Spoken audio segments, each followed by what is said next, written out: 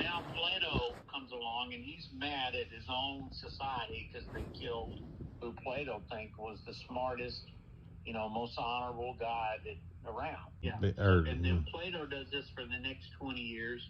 He starts writing down all these.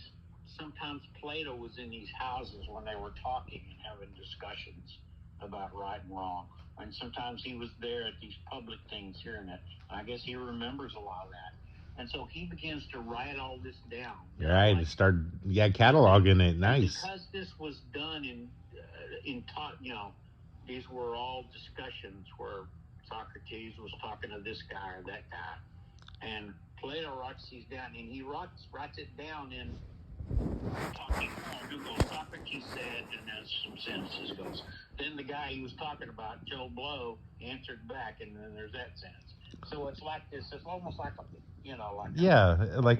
the play. So when you talk to people like that, it's called dialogue. To talk with someone's a dialogue. Hold on, back up. You're going so fast. This Joe Blow that Socrates is talking to, is he a famous logic person too? He's just like an average citizen.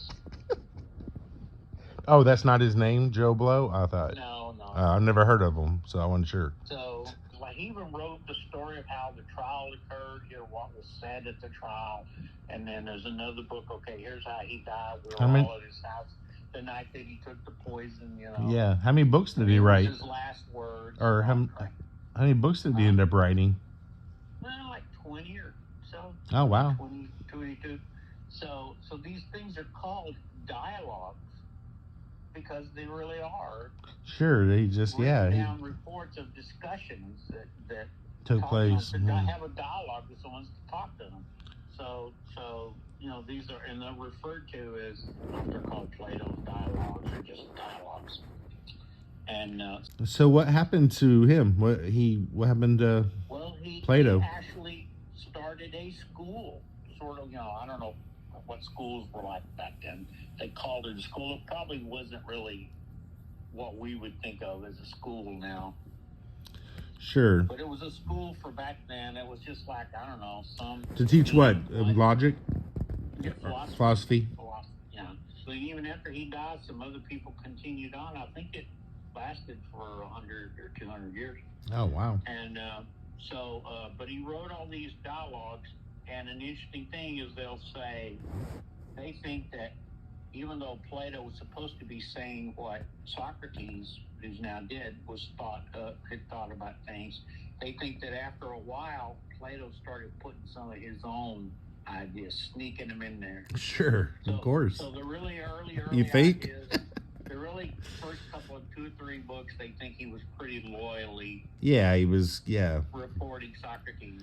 Then in the middle there, maybe he started. There was a few books there that we're not sure.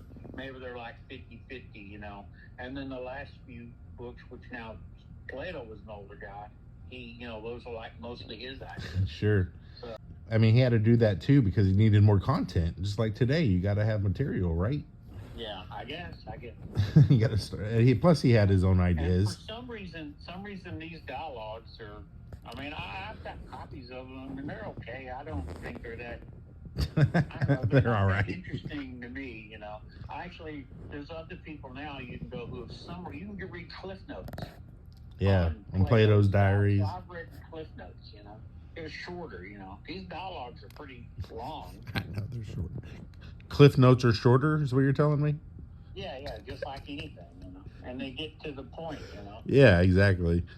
Wow, how did he end up dying? I think he just died of old age. He was like, I don't know, 70s. Oh, that's nice. Everybody you've been talking to me about dies like a horrible death.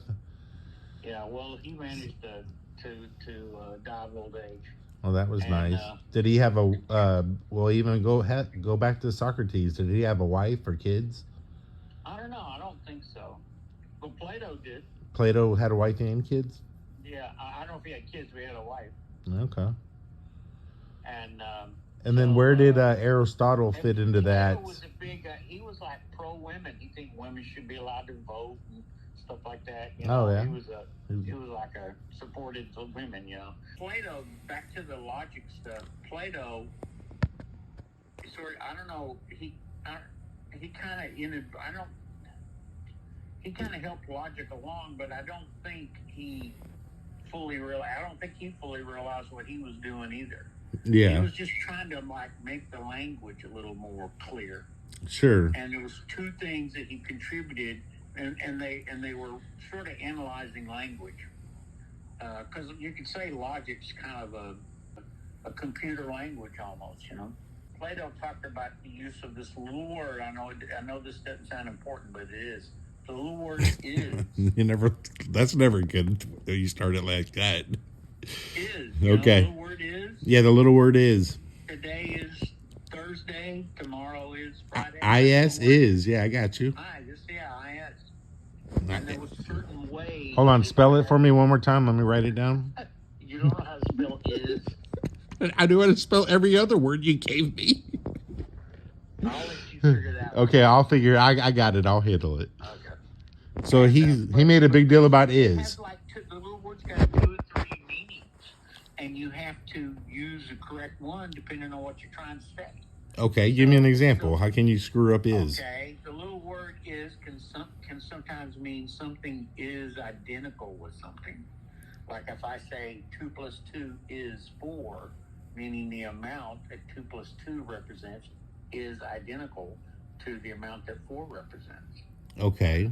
Or sometimes you have 2 names for the same thing. Like they used to see the planet Venus. It was in the morning, and they called it the morning star. And then later on, they saw this other planet in the evening, real bright, and called it the evening star. And then those were both the planet Venus at different times of day, but people didn't realize that at the time. The word morning star refers to is identical to what the word evening star refers to, which is the planet Venus. I got you.